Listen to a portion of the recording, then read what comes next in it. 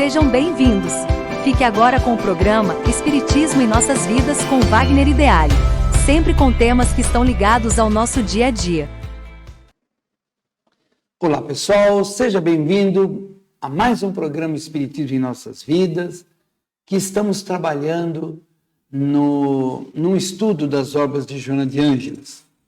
Hoje nós vamos para a nossa quinta aula, que precisamos continuar o que começamos na aula passada, que é justamente falar sobre a consciência. Eu chamei de consciência 2, porque é uma continuação, tem mais coisas para conversar. Porque se você lembra, na última aula, nós terminamos falando sobre cérebro reptiliano, mamífero e o neocórtex.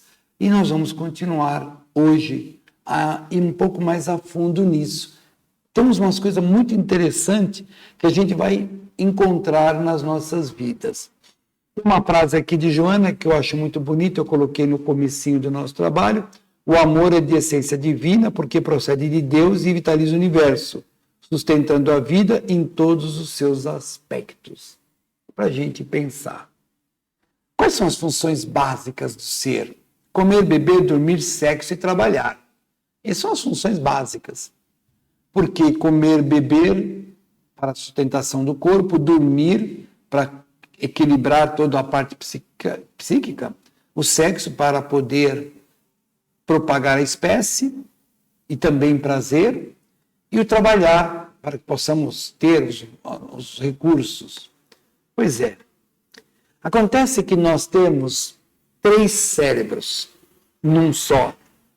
Essa análise que nós estamos fazendo é uma análise mais simples. Evidentemente que o cérebro humano é extremamente complexo, profundo. Os cientistas estão estudando, cada dia descobrindo mais coisas.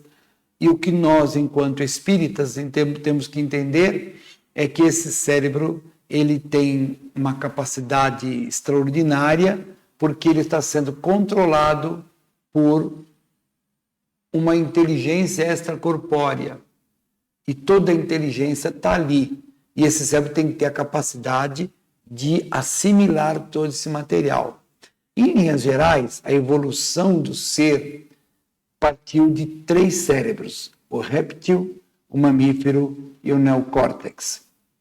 O réptil, primeiro seria o complexo R, ou cérebro réptil, responsável pelo comportamento agressivo, herança de primitivismo animal, os rituais existenciais, a noção de espaço territorial, formação de grupos, ou seja, essa estrutura, ela começa lá nos animais bem primitivos e vai vindo. O homem, o ser humano, ele ainda tem um pouco de cérebro reptiliano, porque traz ali a agressividade, o poder e a posse. Então, os animais têm muito disso, né? Os animais lá da selva, os animais mais primitivos, o homem também tem, infelizmente, ainda esse cérebro réptil, ele ainda faz parte da nossa vida. Aí aparece um outro cérebro depois de 150 milhões de anos atrás, que é o cérebro mamífero.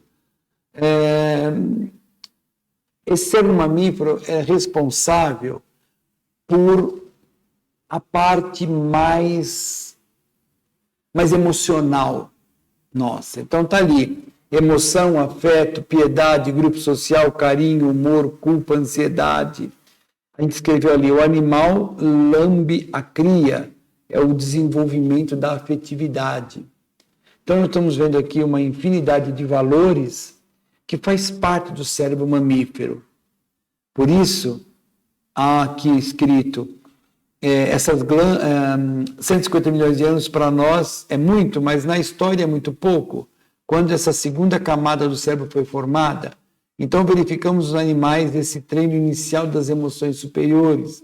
E Joana dirá que quando a fera lambe seu filhote é um treino. Os animais sentem o gesto de carinho, mas ainda não há percepção mais profunda. E esse psiquismo treina para emoções superiores, mas ainda ali se manifesta o cérebro mamífero. Essas glândulas vão sendo formadas e futuramente farão parte do nosso desenvolvimento. Vemos os instintos em predominância. mas em treino para relacionamentos. Então, o cérebro mamífero é o primeiro momento para o aprendizado do amar. O cérebro reptiliano não, é posse, agressividade, domínio, poder. O cérebro mamífero começa a ser algo mais sutil, algo mais leve, em busca de humanidade. E aí, nós vamos chegar no cérebro neocórtex. Então, isso também levou milhares e milhares e milhares de anos para esse desenvolvimento, e ela vai escrever: fomos caminhando desde aquele contato que não havia nenhum tipo de consciência com o reino que habitávamos, não havia ainda nenhum tipo de evolução de percepção das emoções e que fazia parte do nosso ser. Depois fomos treinados nessas mesmas emoções e, por fim, quando estavam completos em nosso ser, o neocórtex estabelece em nosso psiquismo, dando origem à consciência das funções. E o neocórtex, então, ele vai para um outro lado. Olha que interessante. Enquanto o cérebro reptiliano fala de poder, posse, agressividade, o cérebro mamífero fala em afeto, fala em emoções, e o cérebro neocórtex fala em lógica. Espera aí, fala em sentimento? Pois é. O que é sentimento? Na visão de Joana, sentimento são as emoções raciocinadas. Emoção é algo que desponta. Sentimento é algo que vai despontar baseado num processo racional. Por isso que ele está aqui. Lógica, memória, concentração, consciência. É nesse momento que aparece a fala, a escrita e as percepções. A fala, essa estrutura, a escrita, ela vai acontecer com a criação do neocórtex, porque no cérebro mamífero não há nenhum aspecto racional. Então, olha que interessante. Se nós tivermos, e precisaríamos ter, uma pontinha só do cérebro reptiliano, para que possamos ter um pouco de força, de determinação, de audácia, bastante cérebro mamífero, para que tenhamos nossas emoções, para que tenhamos toda a piedade, todas essas relações humanas, e incorporando ainda mais todo um processo racional, todo um processo de lógica, de concentração. Esse é o caminho que o ser está traçando para a sua evolução. E aí eu tenho aqui um desenho do cérebro neocórtex, lá na maior parte do cérebro humano. O límbico, ou cérebro mamífero, é esse amarelo, que é um pouquinho menos, e esse laranja bem pequenininho é o cérebro reptiliano. Então você vê que hoje nós somos muito lógicos, bastante lógicos, um pouco menos dentro do contexto das sensações, das emoções, e muito menos dentro do que nós entendemos por reptiliano. Joana vai fazer as seguintes considerações para esse contexto, que a partir desse momento o cérebro se reparte em 3 e toda a conquista passada vão sendo arquivadas na nossa estrutura espiritual e na nossa estrutura orgânica, que traz o registro das eras anteriores vividas para que possamos avançar na escala evolutiva. Porque tudo é evolução.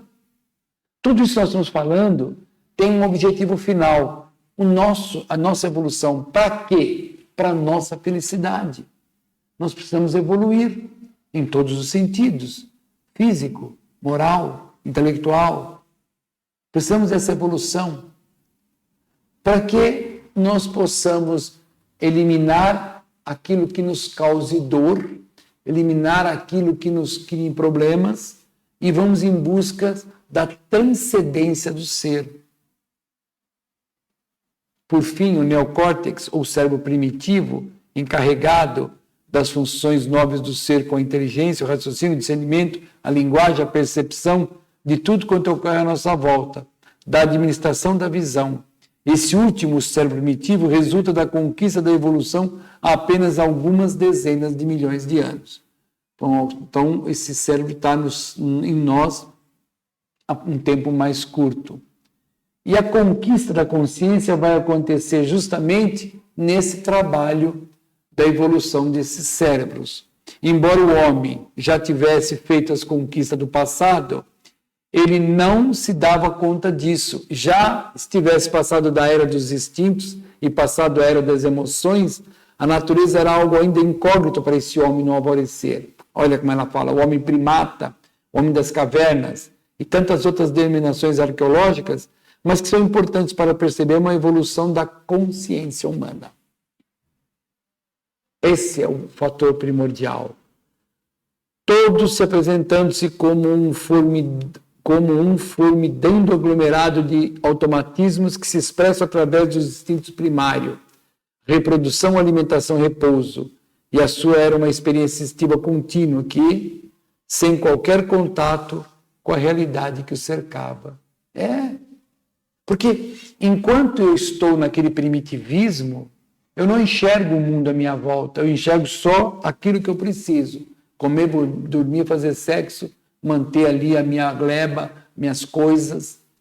Nós vivemos assim no último tempo, e tem pessoas que nos dias de hoje ainda vivem assim, com toda a tecnologia, com toda a evolução científica, moral, social. Pois é.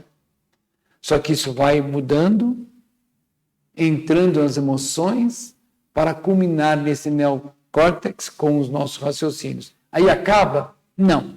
Tem muito mais coisa a vir que a gente ainda não conhece.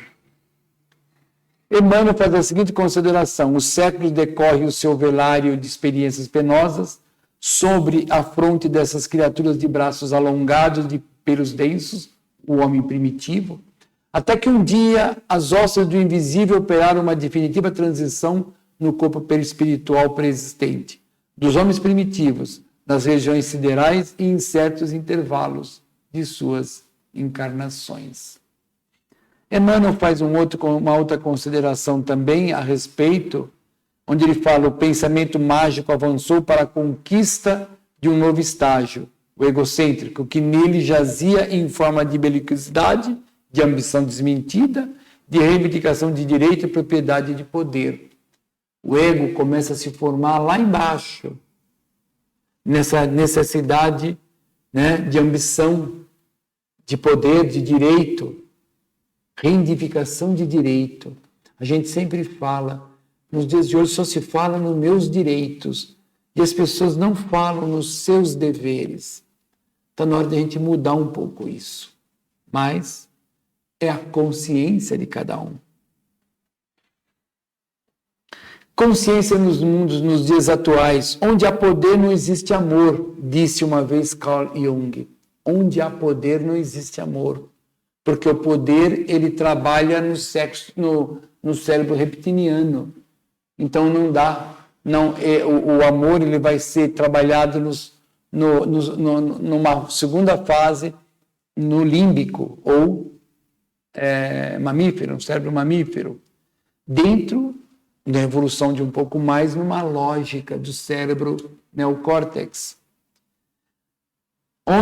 Onde o poder se estabelece, ele domina, de certa forma, a modernidade, que faz com que as relações se estabeleçam através do ego. Então, dentro do poder, quem manda é o ego, e não amor puro, amor verdadeiro. Veja aí. O Espiritismo nos diz que o grande mal da humanidade, a grande chaga, é o egoísmo. O egoísta não percebe que existe um grande movimento à sua volta, que não existe somente o outro, mas que o outro também participe desse processo. Que todos nós estamos integrados. Vemos nos dias atuais nações com muita tecnologia bombardeando outras nações somente pelo poder econômico. Baseado no que é isso? Ego. O ego exagerado. Aquele país é extremamente rico, intelectualmente, tem poder tecnológico, e invade o outro. Estamos no cérebro reptiliano, poder. O cérebro mamífero não se manifesta aí.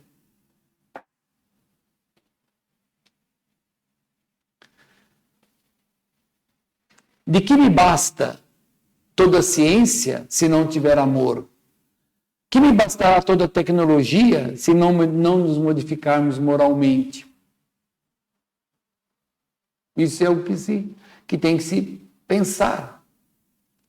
Essa é a busca de uma consciência maior de relacionamento de todas as criaturas, que é o que Jesus, nos seus ensinos, vem nos alertando. E aí, já que nós estamos falando tanto aqui de evolução, de cérebros primários e mais sofisticados, de consciência, esse é o papel do espírita, já que somos aqui trabalhadores espíritas. E Kardec diz assim: reconhece o verdadeiro espírita pela sua transformação moral, pelos esforços que faz para domar suas más inclinações. Aqui não está escrito espírita é um ser puro. Aqui não está escrito que só é espírita quem é santo. Não.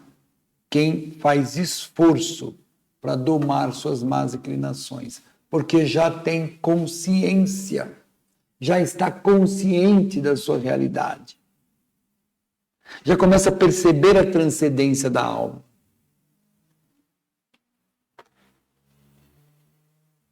Vamos pensar, vamos refletir, porque o Espiritismo, ele nos oferece a caridade, o conhecimento, a reflexão, os ensinos morais. Para quê? Para que possamos ser pessoas melhores. Para quê?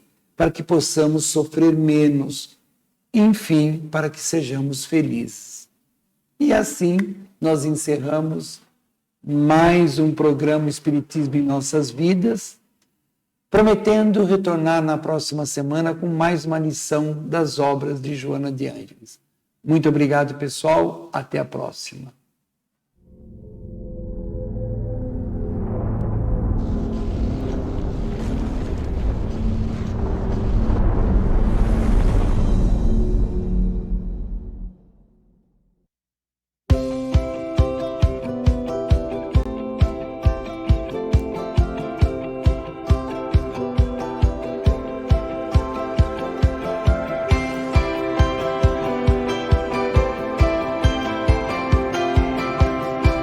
Você assistiu o programa Espiritismo em Nossas Vidas, com Wagner Ideale. Rádio e TV Fraternal, sempre em sintonia com você.